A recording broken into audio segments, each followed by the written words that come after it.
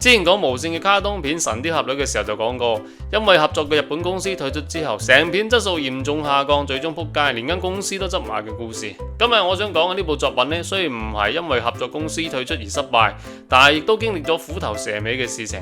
比如原先佢哋嘅製作水準係咁嘅。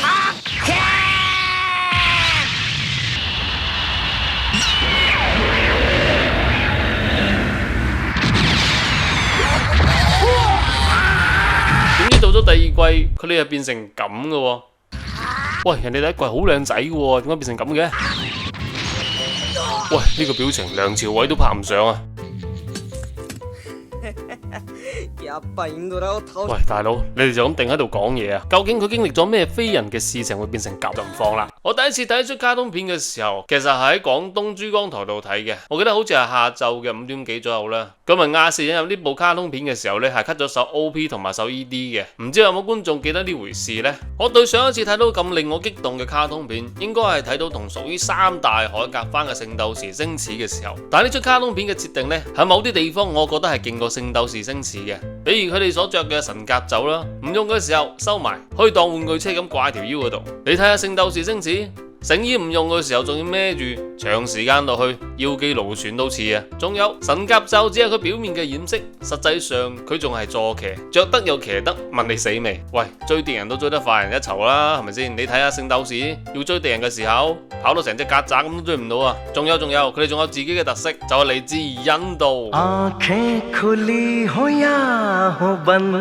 喂，人哋係話嚟自印度神話，唔係印度歌舞啊！1989年日本動畫公司日升製作嘅《海甲聖鬥士》落下咗帷幕。呢部作品令到佢哋名利雙收，收視率高企嘅同時呢，周邊產品亦都令到佢哋賺到盆滿缽滿，真係恨死隔離。而仲早一啲嘅《聖鬥士星矢》呢，都同樣有咁嘅收穫。於是啊，東京電視台聯合龍之子同創通影畫三家公司強聯手，想話照版煮碗，又同樣整一出又有收視率又有周邊賣嘅卡通片出嚟。於是，一部充滿印度神話特色嘅《天空戰記》喺1989年4月6日被正式推出，每個星期一集，喺1990年1月25日完播，全部一共38集。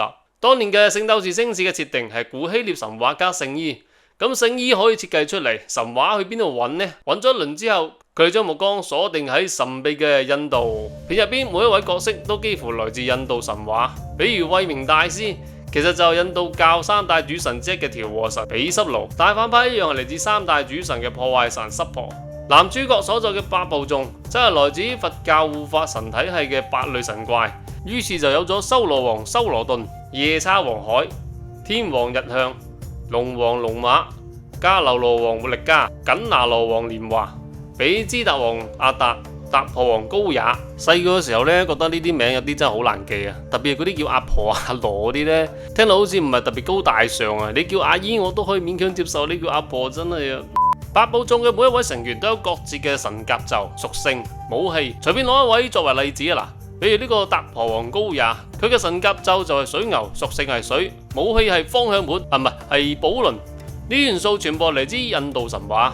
當然啦，或多或少會進行一啲改編嘅，比如慧明大師呢個角色，按照劇情佢嘅形象應該係毗濕奴，係一位男性角色，但製作組呢就將佢嘅形象改成咗菩薩咁。其實差別都幾大㗎，但可以睇得出佢哋嘅設計係好有特色、好創新嘅。除咗自身嘅技能之外，佢哋仲有合體技，就係幾個人組成一個陣，然後發出更強大嘅傷害效果。另外，細個時候一直以為男主角攞嘅嗰支嘢係啞鈴，但其實呢支嘢同樣係來頭不小。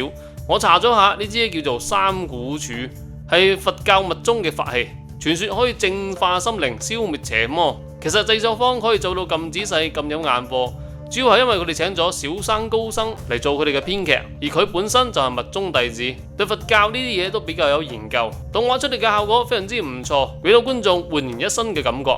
不過呢啲咁異域風情嘅嘢喺翻譯上就遇上咗難題噃。比如配音方面，原作入邊每位八部眾成員發動招式嘅時候，都會有一段咒語。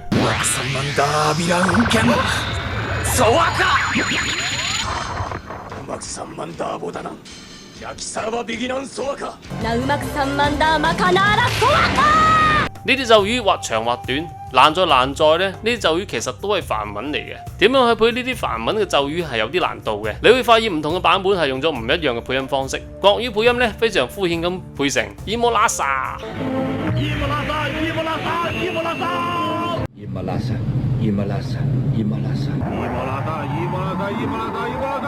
個個都係伊摩拉薩伊摩拉薩咁嗌嘅喎，大佬，我覺得呢句嘢同你嗌我去晚年其實冇咩區別嘅喎。點解要配成伊摩拉薩呢？我到依家都唔明白。不過亞視嘅粵語組配音就好多，從現存嘅片段嚟睇，佢哋仲係比較用心咁用粵語嘅發音還原咗入邊嘅咒語。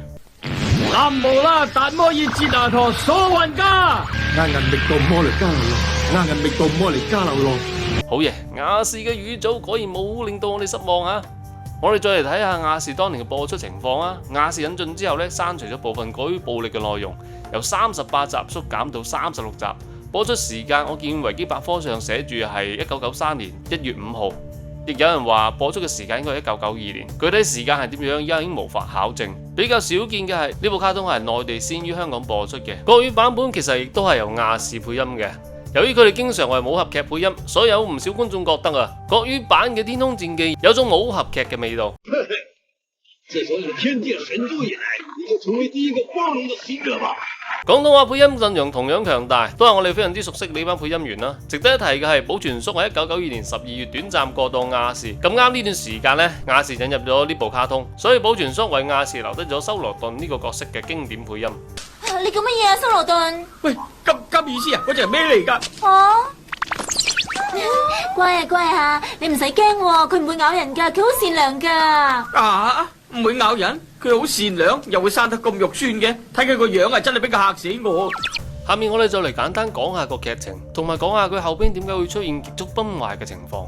我哋嘅男主角秋雅人同好基友黑木海呢，本嚟喺度打緊比賽嘅，突然間一道金光閃過，兩人不知所蹤。秋雅人俾個靚女吉祥天嘴醒之後，嗱真係嘴對嘴咁嘴醒啊！唔好諗咩，佢發現自己嚟到一個陌生嘅世界天空界。之後好基友黑木海跳出嚟要殺佢，危難之際神甲咒發動，着上聖衣嘅秋雅人同黑木海打咗一陣，就俾迦樓樓王帶走咗。嚟到天空殿之後，秋雅人先至明白，原來自己喺1萬年前就係修羅王，同自己嘅好基友黑木海呢都係守護天空界嘅8部眾之一。1萬年前為咗打敗破壞神濕婆嘅軍隊而犧牲咗，依家敵人正喺度捲土重來，所以調和神慧明大師將佢哋轉身過嚟，但係唔知點解呢，阿海變成咗敵人之後，天空界入邊嘅二五仔將慧明大師石化，仲要嫁禍俾修羅頓同天王喬家。之後佢命令8部眾嘅其他成員追殺佢哋。龍王龍馬、迦樓羅王利家得知真相之後呢，同主角團合作，一齊殺翻天空殿，消滅咗二五仔因陀羅，救翻慧明大師。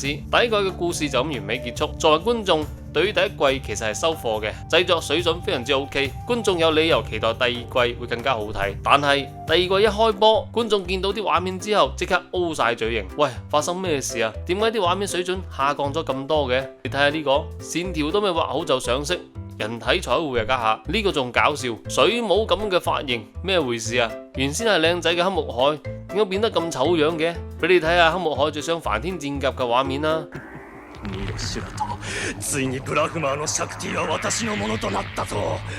喂，發生咩事？咁就算着咗件神甲咒啊？呢個梵天戰甲喺片入邊係屬於黃金聖衣咁樣嘅聖物嚟嘅噃，點解咁冇儀式感嘅？你睇下聖鬥士入邊，茄喱啡都有聖衣裝嵌嘅動畫啦，你咁搞連人哋嘅青銅聖衣都不如喎。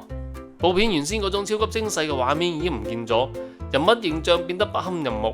原先個個都係靚仔靚女，依家個個面容扭曲，整容失敗咁款，戰鬥畫面就更加唔使講啦，全部卡成 PPT， 唔單止畫面縮水啊，故事情節都非常之籠統。比如敵方嘅12羅帝，淨係出現咗5個就結束咗，好多喺上一季埋伏好嘅伏筆喺呢一季都冇展開去講。咁點解第二季變成咁嘅衰樣呢？據聞啊，本嚟第二季嘅故事線會比第一季咧更加龐大複雜，人物之間嘅關係會更加精彩。但係合作公司之一嘅創通影畫就否定咗呢個方案。佢哋認為啊，佢哋嘅目標客戶主要係細路仔，如果將故事整到太複雜呢，會影響到玩具嘅銷售情況。另外，作品入邊涉及咗太多嘅宗教因素，當時有宗教團體出嚟抗議，搞到製作方呢喺呢方面亦都有諸多阻滯。同時，佢哋認為應該 cut 走多啲預算啊。唔知道當年佢哋係咪遇到咩財困危機呢？後來佢哋索性將動畫製作外包俾韓國嘅公司。咁樣導致製作水準更加直線下降，而且為咗保持 IP 熱度，繼續賣周邊，佢哋仲要求趕工期。第二季同第一季淨係相隔咗1個星期就匆匆上畫啦。所以我哋而家可以見到第二季嘅成品出嚟喺質素方面同第一季相比真係相差甚遠啊！本來呢套番應該可以成為一部經典嘅傳世之作，但好可惜，因為目光短淺，導致咗第二季嚴重縮水，拉低咗佢哋嘅平均水平。